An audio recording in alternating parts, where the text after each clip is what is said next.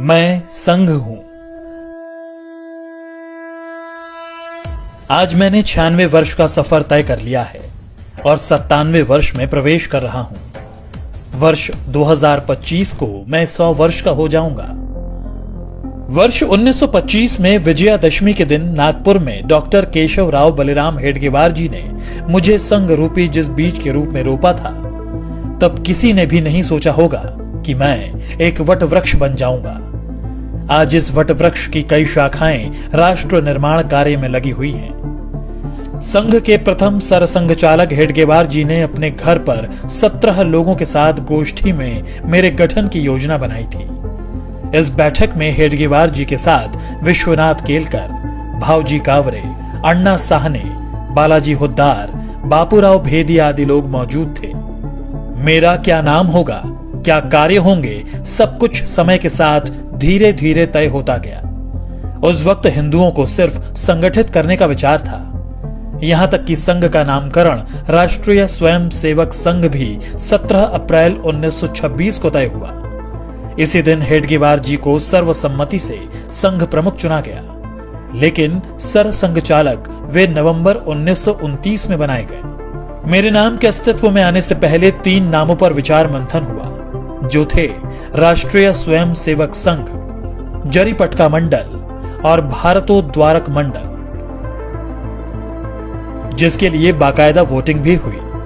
नाम विचार के लिए बैठक में मौजूद 26 सदस्यों में से 20 सदस्यों ने राष्ट्रीय स्वयं सेवक संघ को अपना मत दिया, जिसके बाद मैं यानी आरएसएस अस्तित्व में आया। पिछले कई दशकों से लगातार देश के कोने कोने में संघ की शाखाएं लग रही हैं।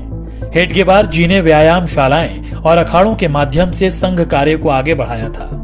स्वस्थ और अनुशासित स्वयं सेवक होना उनकी कल्पना में था। 96 वर्ष के सफर में आज मेरे 80 से ज्यादा समविचारी और अनुषांगिक संगठन हैं। दुनिया के करीब 40 देशों में मैं सक्रिय हूं। पर मेरा यह सफर इतना भी आसान नहीं था। कई ऐसे मौके आए जब मुझ पर आरोप प्रत्यारोप भी लगे और यहां तक प्रतिबंध भी लगा दिया गया। इस दौरान स्वयं सेवकों के साथ दुर्व्यवहार भी हुआ, लेकिन हम स्पष्ट थे क्योंकि हमारा लक्ष्य स्पष्ट था। हम सम और विषम परिस्थितियों में एक समान बढ़ते रहे क्योंकि लक्ष्य बड़ा था। संघ के विरुद्ध दुष्प्रचार के बावजूद समाज का एक बहुत बड़ा वर्ग ऐसा भी था जो संघ के समर्पण को देख रहा था और समझ भी रहा था। यही कारण था कि जिस परिवार को संघ के स्वयं सेवकों की मदद किसी न किसी रूप में मिली, वह सदैव के लिए संघ का हो गया। मैं तो अपने कार्य पथ पर अपने स्थापना के साथ ही निरंतर चलता रहा। आजादी मिली, लेकिन विभाजन की विभीषिका के रूप में दर्द भी मिला। रास्ते कठिन थे, मगर मैं रुका नहीं। अपने राष्ट्र और सनातन सुरक्षा के लिए मैंने तब भी 3000 कैंप्स लगाए और अपने बंधु भगिनियों के साथ चला।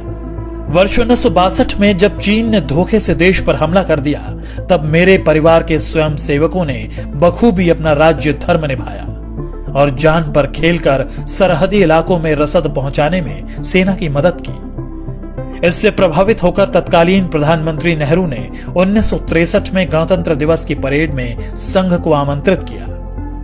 स्वयं सेवकों ने उस गणतंत्र दिवस की परेड में पूर्ण गणवेश के साथ भाग लिया और अपनी सादगी सात्विकता से सबको अवगत कराया था।